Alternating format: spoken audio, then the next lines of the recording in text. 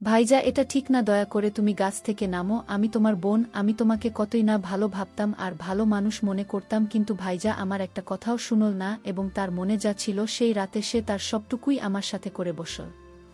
শেষ পর্যন্ত এটা কিভাবে হলো তা আমি তোমাদের এই গল্পেই বলবো। তার আগে বন্ধুরা, তোমরা যারা আমার গল্পগুলো শোনো তারা আমার চ্যানেলটিকে সাবস্ক্রাইব করো না। তাই আপনাদের কাছে রিকোয়েস্ট, প্লিজ চ্যানেলটিকে সাবস্ক্রাইব করে ভিডিওটিতে লাইক বাটন এ ক্লিক করে ভিডিওটি শেষ পর্যন্ত দেখুন। আমি ঢাকার বাসিন্দা, আমার নাম নেহা, আমার বয়স ১৯ বছর। লোকে বলে আমি দেখতে বেশ আকর্ষণীয়, আর সম্ভবত এজন্যই পাড়ার ছেলেরা প্রায়ই আমার সাথে নানা কথা বলতে চায়। আমার পরিবার খুব ছোট। আমি, আমার ছোট ভাই আর মা বাবা মারা গিয়েছিলেন যখন আমার বয়স মাত্র ৭ বছর। মা বাবার জায়গায় ব্যাংকে চাকরি পেয়ে গেলেন এবং তিনি আমাদের দুজনকে মানুষ করতে লাগলেন। এখন আমি আর আমার ভাই দুজনেই কলেজে যাই। আমার সাথে যে ঘটনাটি ঘটে সেটা ৩ মাস আগের কথা। সেই দিনটা ছিল সোমবার আর আমি কলেজে যাইনি। আমার ভাই আর মা যেমন প্রতিদিন নিজ নিজ কাজে চলে গেলেন, বাড়িতে একা ছিলাম আর কিছু করতে ইচ্ছে করছিল না। আমি তাই ইউটিউবে গল্প পড়তে শুরু করলাম, হয়তো মনের অশান্তি কিছুটা ভুলিয়ে নেবে। ঠিক তখনই মায়ের ফোন এলো। তিনি বললেন আজ তার ফিরতে দেরি হতে পারে। আমি বললাম ঠিক আছে মা, তুমি আরামে আসো।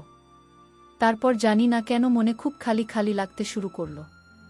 আমি বিছানায় শুয়ে পড়লাম আর কখন ঘুমিয়ে পড়লাম তা টেরই পেলাম না। হঠাৎ আমার ঘুম ভেঙে গেল, কিন্তু আমি নড়লাম না। আমার মনে হলো যেন কেউ আমার পাশে বসে আছে।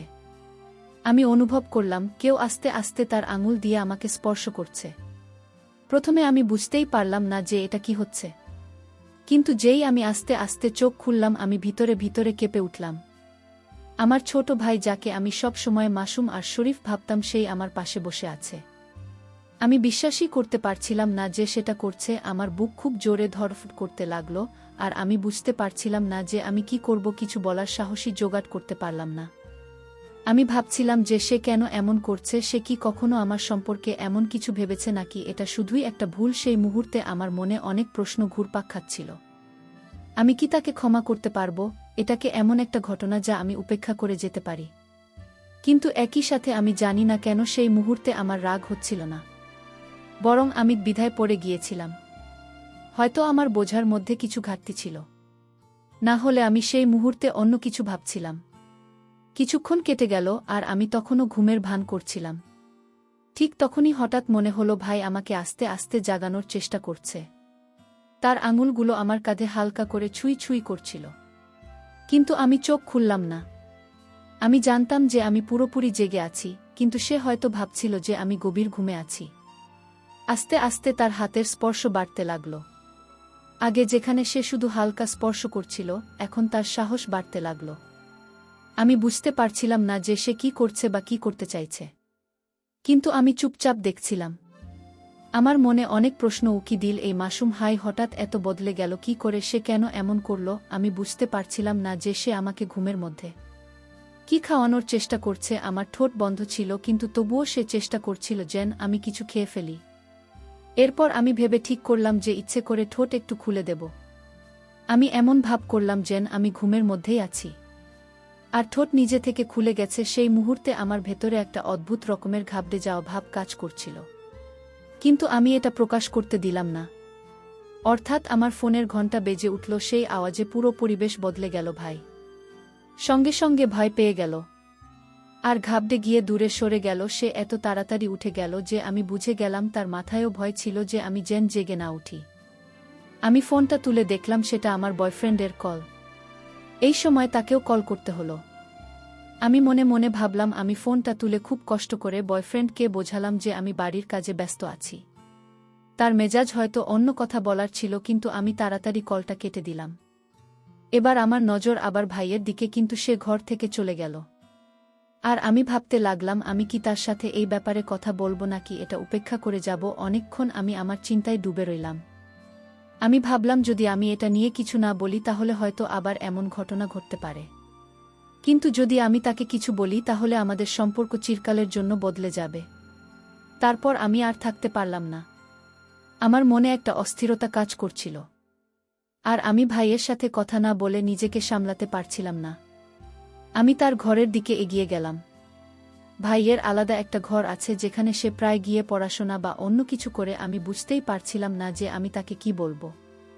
তাই পুরো ঘটনার মুখোমুখি কিভাবে দাঁড় করাবো। যখন আমি ভাইজের ঘরের কাছে পৌঁছালাম তখন দরজা অর্ধেক খোলা ছিল।